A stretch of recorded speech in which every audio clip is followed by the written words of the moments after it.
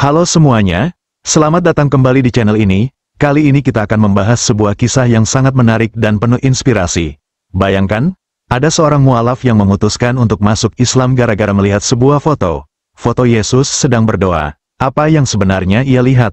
Bagaimana foto itu bisa mengubah pandangan hidupnya? Di video ini, kita akan telusuri cerita lengkapnya dan menemukan pesan mendalam yang ada di balik kisah ini. Jadi, sebelum lanjut, jangan lupa untuk like video ini dan subscribe ke channel ini, supaya kamu nggak ketinggalan cerita-cerita inspiratif lainnya. Langsung aja kita mulai.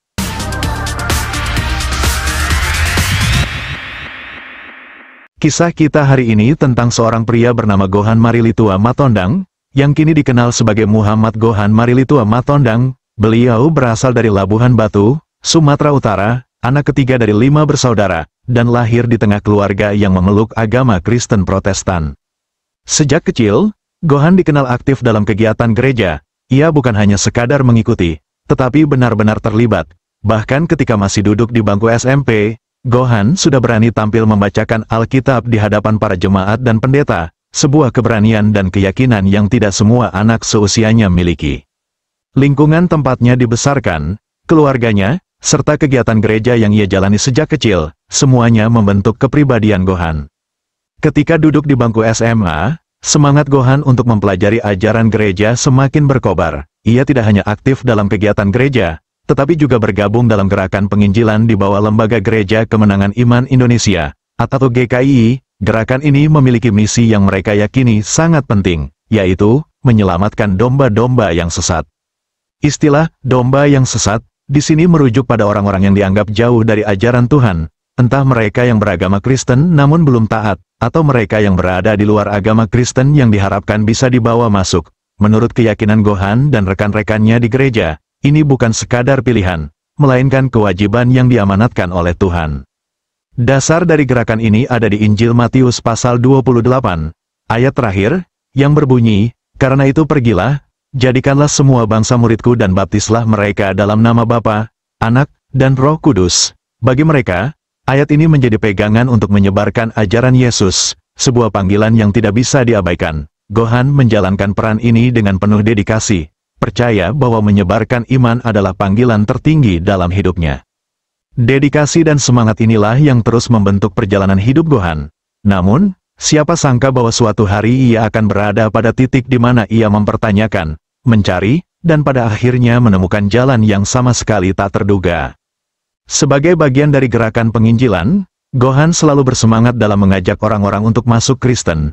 Bahkan ketika Al-Quran menyebutkan bahwa Nabi Isa diutus hanya untuk bangsa Israel, banyak yang membantahnya dengan ayat dari Injil Matius yang tadi sudah kita bahas. Bagi Gohan saat itu, membawa kabar bahwa Yesus adalah juru selamat yang rela mati di kayu salib untuk menebus dosa manusia adalah misi yang ia jalani dengan sepenuh hati.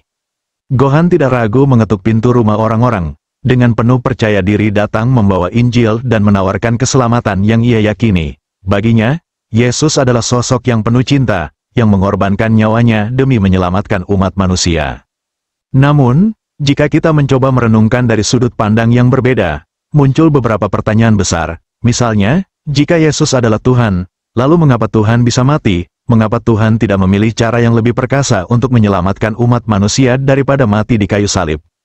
Ini menjadi pemikiran menarik yang mungkin bisa kita renungkan bersama, terutama bagi saudara-saudara kita yang beragama Kristen. Terkadang, pertanyaan-pertanyaan inilah yang membawa seseorang untuk mencari makna dan pemahaman yang lebih mendalam.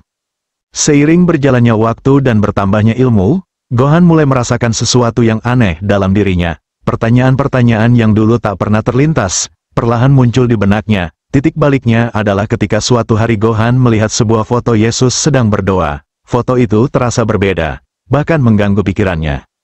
Setiap hari Gohan melihat foto-foto Yesus di berbagai tempat, di gereja, di rumah-rumah teman dan keluarga yang beragama Kristen. Ada foto Yesus di kayu salib, Yesus menggendong domba, hingga Yesus yang sedang berdoa. Namun, foto Yesus yang berdoa itulah yang benar-benar membuatnya bertanya-tanya, kenapa Yesus berdoa? Jika Yesus adalah Tuhan, mengapa Tuhan berdoa? Kepada siapa Yesus berdoa? Pertanyaan ini mulai menimbulkan kegelisahan dalam hati Gohan. Apakah pantas bagi Tuhan untuk berdoa? Sedangkan doa sendiri adalah bentuk permohonan. Bukankah Tuhan seharusnya maha kuasa dan tidak membutuhkan apapun? termasuk doa. Jika Yesus harus berdoa, apakah itu berarti dia bergantung pada sesuatu yang lebih besar? Gohan pun semakin tenggelam dalam renungannya, mengkaji lebih dalam tentang konsep ketuhanan yang selama ini diyakininya. Ia mulai mempertanyakan dasar dari keyakinannya. Ia terus bertanya, di mana bukti bahwa Yesus adalah Tuhan? Jika Yesus sendiri berdoa, pertanyaan-pertanyaan inilah yang akhirnya membawa Gohan dalam perjalanan pencarian kebenaran. Kegelisahan ini adalah awal dari pencarian yang lebih dalam, untuk menemukan jawaban yang benar-benar memuaskan hati dan pikirannya. Dalam Islam, konsep ketuhanan sangat jelas. Tuhan adalah satu-satunya yang maha kuasa, yang tidak bergantung pada makhluknya, sementara semua makhluk bergantung padanya. Tuhan tidak membutuhkan apapun dari ciptaannya, tetapi seluruh alam semesta ini bergantung kepadanya untuk keberlangsungan hidup.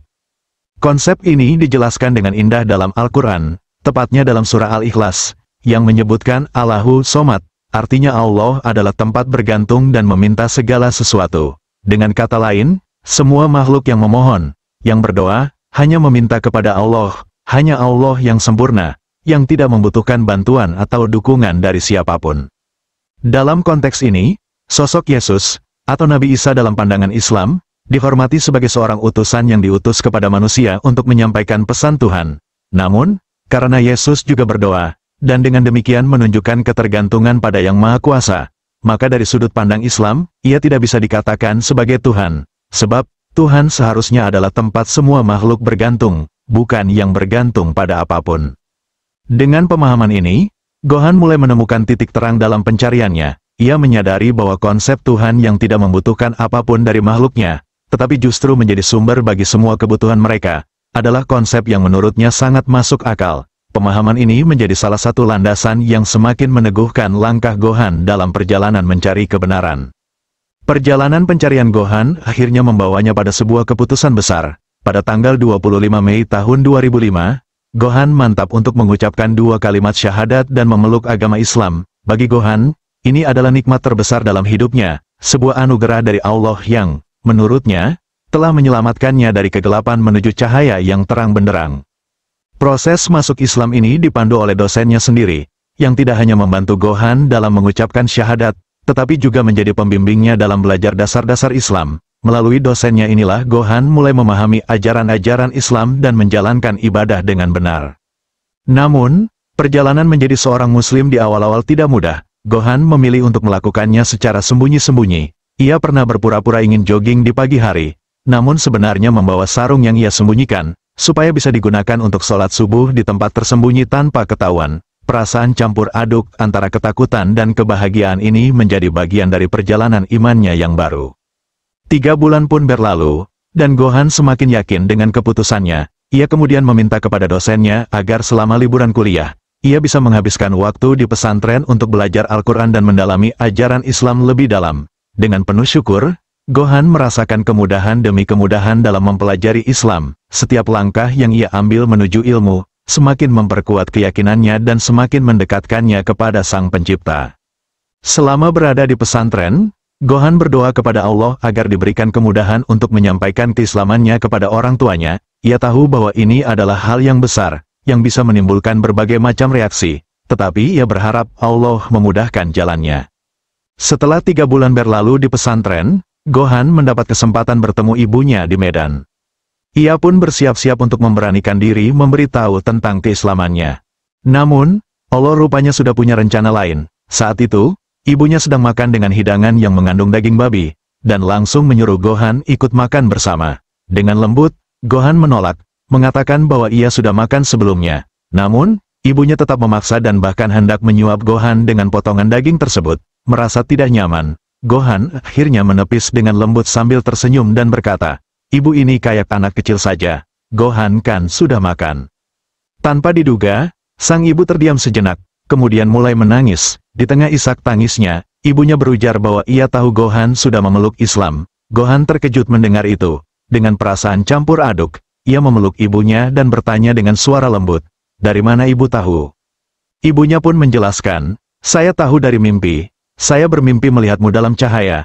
Kamu sedang sholat, membaca Al-Quran. Dalam mimpi itu, kamu sudah disunat dan kamu punya teman-teman berjenggot." Mendengar itu, hati Gohan tersentuh. Ia menyadari bahwa ini adalah salah satu tanda kebesaran Allah. yang telah membukakan jalan baginya tanpa harus mengatakannya sendiri. Allah telah menyampaikan keislaman Gohan kepada ibunya melalui mimpi, sebuah cara yang bahkan tak pernah terbayang olehnya. Walaupun telah memilih Islam sebagai jalan hidupnya, Gohan tetap mencintai dan menghormati orang tuanya. Ia bersyukur Allah memudahkannya dalam proses ini, dan berdoa agar keluarganya selalu dalam lindungannya. Perjalanan hidup Gohan adalah kisah yang menginspirasi, tentang bagaimana pencarian yang tulus dapat membawa seseorang menemukan cahaya dan kebenaran, meski jalan yang dilalui tidaklah mudah. Dalam ketekunan dan keberaniannya untuk bertanya dan mencari, Allah membimbing Gohan menuju Islam, menjawab setiap kegelisahan di hatinya, hingga akhirnya membukakan jalan untuk menyampaikan kebenaran kepada keluarganya dengan cara yang tak pernah terbayangkan. Dari kisah Gohan, ada beberapa hikmah penting yang bisa kita ambil. Pertama, bahwa Allah selalu memberikan petunjuk kepada mereka yang benar-benar mencari dengan hati yang ikhlas. Dalam Islam, kita diajarkan untuk tidak hanya menerima, tapi juga merenungi dan memahami setiap aspek keimanan kita. Kedua, kita melihat bahwa menghormati dan mencintai orang tua tetap harus menjadi prinsip utama. Bahkan ketika pilihan hidup kita berbeda dari mereka, Gohan tetap menjaga hubungan baik dengan keluarganya, menunjukkan bahwa keindahan akhlak seorang muslim bisa menjadi dakwah yang penuh arti. Sahabat, semoga kisah Gohan ini dapat menginspirasi kita untuk terus mencari kebenaran dan berpegang teguh pada keimanan, sambil tetap menghormati dan mencintai keluarga kita. Jika ada yang ingin Anda sampaikan atau berbagi pengalaman serupa, silakan tuliskan di kolom komentar di bawah. Jangan lupa untuk membagikan video ini agar lebih banyak orang bisa mengambil hikmahnya. Terima kasih telah menonton, dan sampai jumpa di video berikutnya.